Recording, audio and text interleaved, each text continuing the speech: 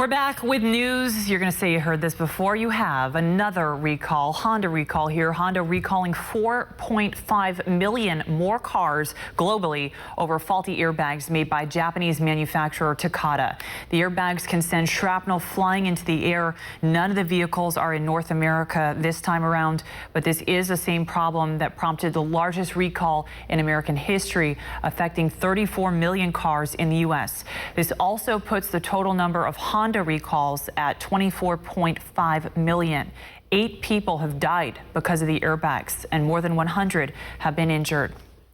Also, following 4th of July, we heard several stories of accidents, even in some cases deaths, because of fireworks. But this particular accident is going to cost at least one victim a lot of money. 2 NFL players lost fingers while playing with fireworks, and it could cost one of them at least millions of dollars. Sources say Giants defensive end Jason Pierre-Paul had his right index finger amputated and will remain in the hospital for a few more days.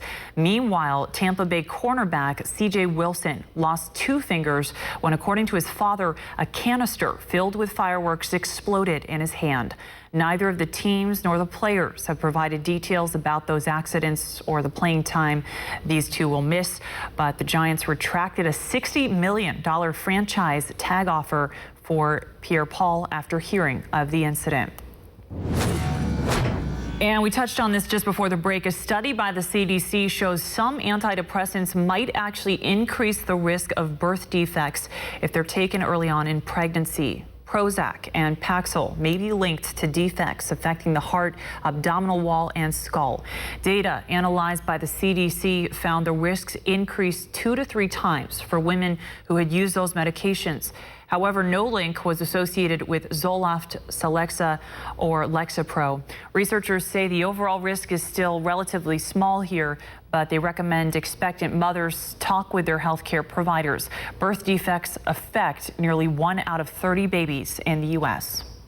And the FDA has approved a new drug to treat heart failure, so this could be promising. Ernesto reportedly is able to reduce the rate of cardiovascular death and hospitalizations related to the issue. Side effects may include low blood pressure, high blood potassium levels, and poor kidney function.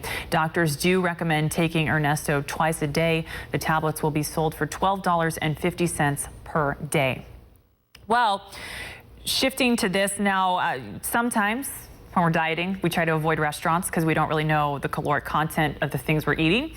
Counting calories, though, will soon be a lot easier for us eating out, as restaurants are preparing to place calorie labels on their menus.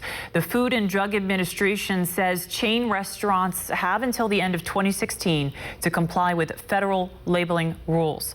The agency gave a 1-year extension after restaurants complained, saying they need more time to implement this. All establishments selling prepared foods and that have 20 or more locations will now be required to clearly label the calorie content of food on their menu boards. The new rules were established by Congress as part of the health overhaul in 2010. All right, even if you weren't a fan of selfie sticks before, this one selfie stick is helping their reputation worldwide. Up next, an incredible beach rescue is caught on camera by the selfie stick, and we will share the unbelievable footage. Stay with us. Well, I guess this kind of counts as space news. It's the best we could do for you tonight. There is a Japanese company that is working to create on-demand meteor showers. The company, ALE, is partnering with researchers at multiple universities to create the technology and fundraising for this. Basically, their idea is to have a small satellite filled with pellets orbiting 300 miles above Earth, releasing the pellets on cue to simulate natural meteors. It would cost over $8 million to launch the satellite and a little over $8,000 to order an individual meteor. So if you got an extra $8,000, here's something you can do. Scientists would be better able to monitor the study with the fake meteors because they would know exactly when and where they're falling.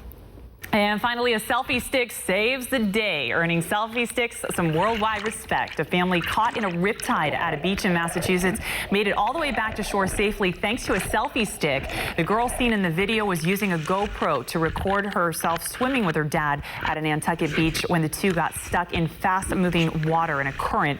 The former Marine grabbed onto the selfie stick in his daughter's hands to keep her close. Her mother was pulled into the water when she tried to pull the two to shore.